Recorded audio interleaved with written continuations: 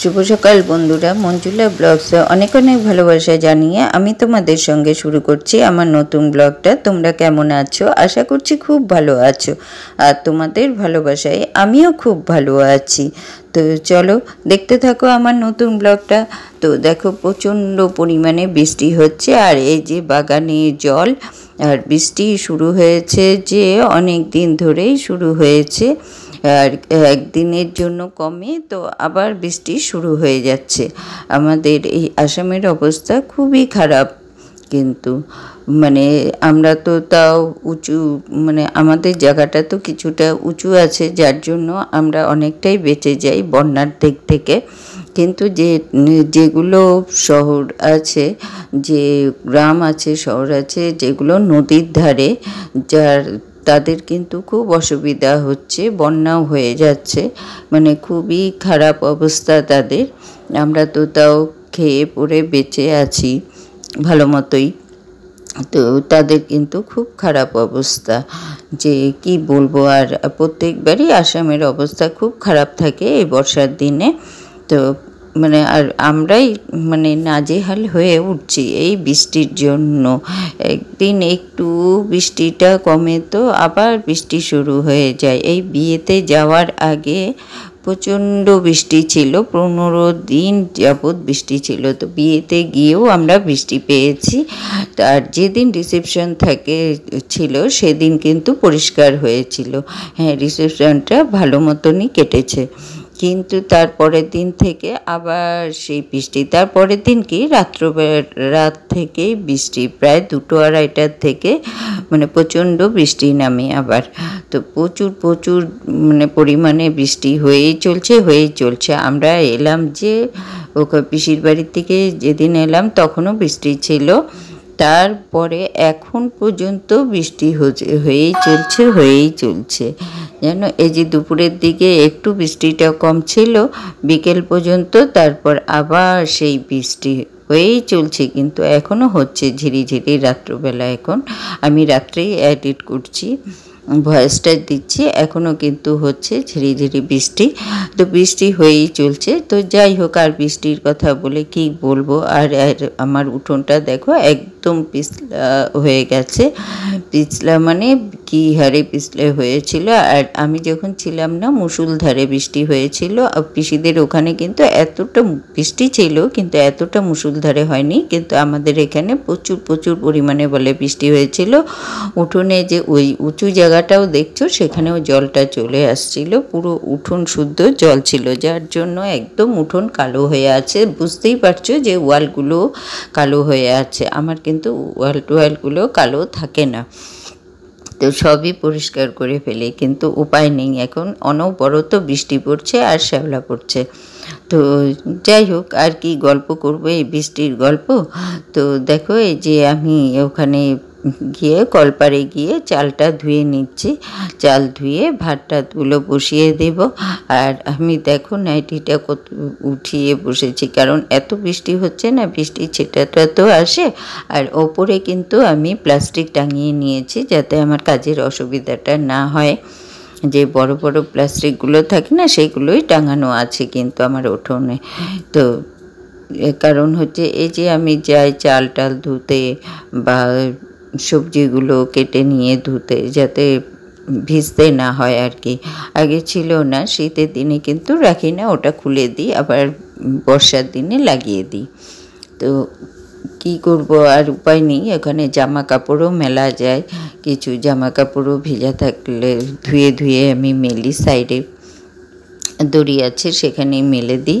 তো চালটা ধুয়ে নিয়ে ভাতটা আগে বসিয়ে নিই, তারপর তো রান্নাবান্না আছে। আর আমি তো বাজারে যাব, আবার বাজারে গিয়ে নিয়ে আগে সবজিগুলো দেখে নেব যে কী রান্নাবাড়ি করবো, তারপর রান্না করি। তো চালটা নিয়ে আসছি। আর আমার হাঁড়িটা দেখেছো কত বড়।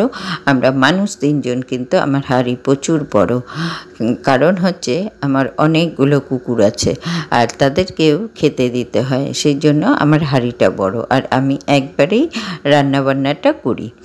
তো কুকুরগুলোকেও তো খেতে দিতে হয়, শুধু আমার ঘরের কুকুর না, কিন্তু ওগুলো হচ্ছে রাস্তার কুকুর। ঘরে আছে 2টো, তো ওই 2টো তো ঘরেই থাকে।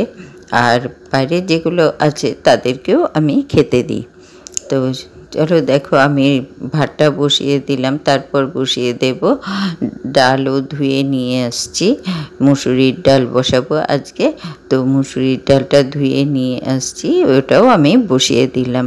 তারপর চলে যাব একটু বাজারে, বসিয়ে নিয়ে। আর তোমরা জানোই যে আমার বেড়ার পাশ দিয়েই বাজার বসে, আর সবজিওয়ালাগুলো আমার বাড়িতেই কিন্তু পাল্লা পাথর সব কিছু রাখে।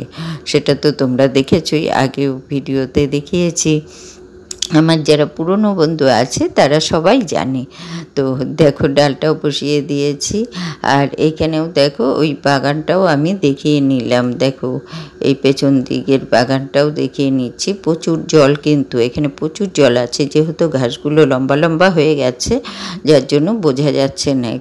ঘাসগুলো দেখি জলে আরও বেড়ে উঠছে, লম্বা হয়ে গেছে, অন্য গাছ হলে মরে যেত। আর একদম ফুল কম হয়ে গেছে জানো, সব কড়িগুলো ঝরে পড়ে যাচ্ছে। যেমন জবা ফুলগুলো, সাদা ফুল যে সাধারণত মানে একটা ফুলেরও কড়ি নেই, এত জবা গাছ আছে, সাদা ফুল গাছ টাছ আছে, কিন্তু কড়ি পাওয়া যাচ্ছে, কড়িগুলো সব ঝরে পড়ে যাচ্ছে। ভেতরে সাদা ফুল, সাদা জবাটাই একটু ফুল ফুটছে। তো যাই হোক, চলে আসছি সোজা বাজারে। আর বাজারের লোকগুলোকে দেখবে কতটা কষ্ট করে ওরা বাজারে সবজিগুলো বিক্রি করে। এমনিতে তো আসেই নি, বাজার অত বসেই নি। এই যে দেখো কচুলতি, পাট শাক, মিষ্টি কুমড়ার ডোগা সব আছে। তো যে কচু শাক খায় না, এই যে কচু শাক, কত শোলা কচু আছে দেখো। তো আমি এরকমই করি যে বাজারটা আগে দেখে নিই, তারপর আমি বাজার করি। আর এখানে দেখো মানে কচুর ফুলও আছে, কচুর লতি আছে, ঢেঁকি শাক আছে, লেবু আছে, পেয়ারা আছে, অনেক কিছুই বসেছে। তো ভাগে ভাগে নিয়ে বসিয়েছে, ঝিঙা, উচ্ছে, টমেটো, গাজর সব কিছুই আছে। তো বাজার কিন্তু পুরোটাই ফাঁকা, কারণ এই বৃষ্টিতে আর ওরা যেখান থেকে আসে সেখানে মানে প্রচুর জল হয়। অনেকেই আসেনি, যারা আসতে পেরেছে তারা এসেছে, সেই জন্য কিন্তু মানে দু সাইডই পুরো ফাঁকা, বাজারে বেশি আসেইনি লোক। আর আমি কিছু এই সকালের টিফিন, বাজার থেকে আসার পর আমি সকালের টিফিন বানিয়ে নিয়েছিলাম হচ্ছে চিড়ে ভাজা, ঘি দিয়ে চিড়ে ভেজেছিলাম, সেটাই আমার ছেলে আর তোমার দাদাভাইকে চিড়ে ভেজে দিয়েছি ওদের সকালের টিফিনের জন্য। আর আমার খাবার তো তোমরা সবাই জানো, সবাই বলতে আমার পুরনো বন্ধু যারা আছে তারা সবাই জানে। তো এখানে এসে নিয়ে আমি মানে এটা কিন্তু আমি রান্নাটা বসিয়েছিলাম, রান্নাও করছিলাম অল্প।